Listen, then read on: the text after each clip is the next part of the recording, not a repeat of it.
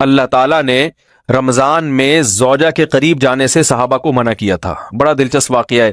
رمضان کی راتوں میں بھی زوجہ کے قریب جانے سے منع کیا تھا. ایک صحابی تھے، وہ رات میں کہیں چلے گئے.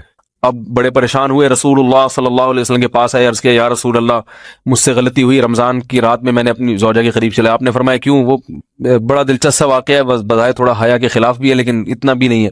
وہ کہہ رہے میری زوجہ کہیں پانی بھرنے کے لیے جا رہی تھی، ان کی پنڈلی کھلی تو میری نظر بیوی کی پنڈلی پر پڑی اور میں بس پاگل ہو گیا بیوی کے عشق میں. میں یہ اس لیے بیان کر رہا ہوں کہ جو لوگ نظر کی حفاظت کرتے ہیں وہ بیوی کے عشق میں پاگل ہوتے ہیں. جو دن رات انٹرنیٹ پر پنڈلیاں دیکھتے رہتے ہیں انہیں بیوی کی پنڈلی بھی کیا شکل بھی اچھی نہیں لگتی ان کو. بد نظری کا یہ عذاب ہے، وبال ہے کہ جو اللہ نے گھر میں آپ کے لیے بٹھائی ہے وہ آپ کو اچھی نہیں لگے گی. تو نظر کی حفاظت کیا کرو، اس سے آپ کو اپنی بیوی سے عشق ہوگا، محبت ہوگی. بات آ رہی ہے سمجھ میں؟ تو اب دیکھو کیسا روزے کی حالت ہے. رمضان میں پابندی ہے، اسلام میں حکم تھا جو رمضان میں بیوی سے ہم بستری کرے گا 60 روزے لگاتار رکھنے پڑیں گے. کتنا بڑا جرم، لیکن صحابی سے برداشت نہیں ہوا. صرف زوجہ کے پاؤں پہ نظر پڑی ہے تو وہ کیسے بیوی سے محبت کرتے ہوں گے، اور وہ بیوی کے بغیر رہ سکتے ہوں گے.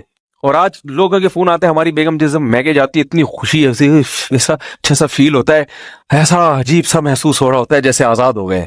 تو میں کہتا ہوں ظاہر ہے اب تمہیں موقع مل گیا کنڈی لگانے کا، ٹھیک ہے نا، اور آنکھ مٹکے کرنے کا، تو خوش تو ہوگے.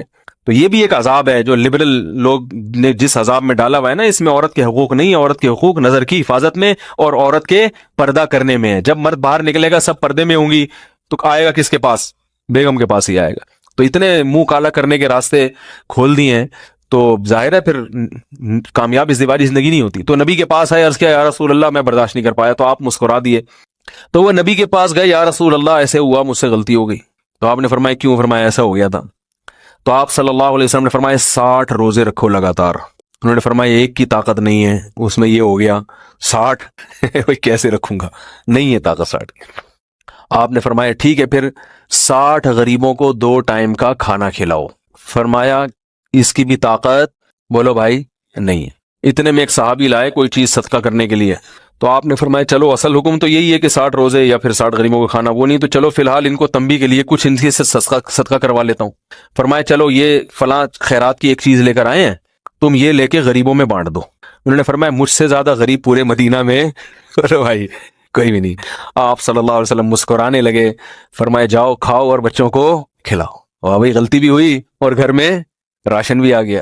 تو اس کے بعد قرآن کی آیت نازل ہوئی کہ احل لکم لیلۃ الصیام الرفث الی نسائکم ہن لباس لکم وانتم لباس لہن علم اللہ انکم کنتم تختانون انفسکم فتاب علیکم وعفى عنکم فالآن باشروہن وابتغوا ما کتب اللہ لکم. فرمایا اللہ کو بتایا کہ تم اس حکم پر عمل نہیں کر سکتے، لہٰذا رمضان کی راتوں میں تمہیں اپنی بیوی کے پاس جانے کی اجازت ہے، لہذا ان کے پاس جایا کرو اور اس اولاد کو تلاش کرو جو اللہ نے تمہارے مقدر میں لکھ دی ہے.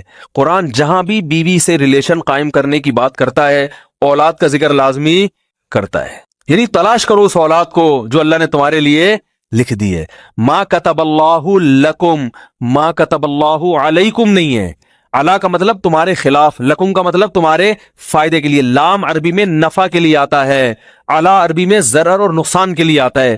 فرمایا یہ نہیں کہ اس اولاد کو تلاش کرو جو بطور پینلٹی کے اللہ نے تمہارے متھے لگا دی ہے، جو اللہ نے تمہارے فائدے کے لیے لکھ دی ہے. اس سے پتہ چلتا ہے اسلام اولاد کی کثرت پہ کس قدر حریص ہے.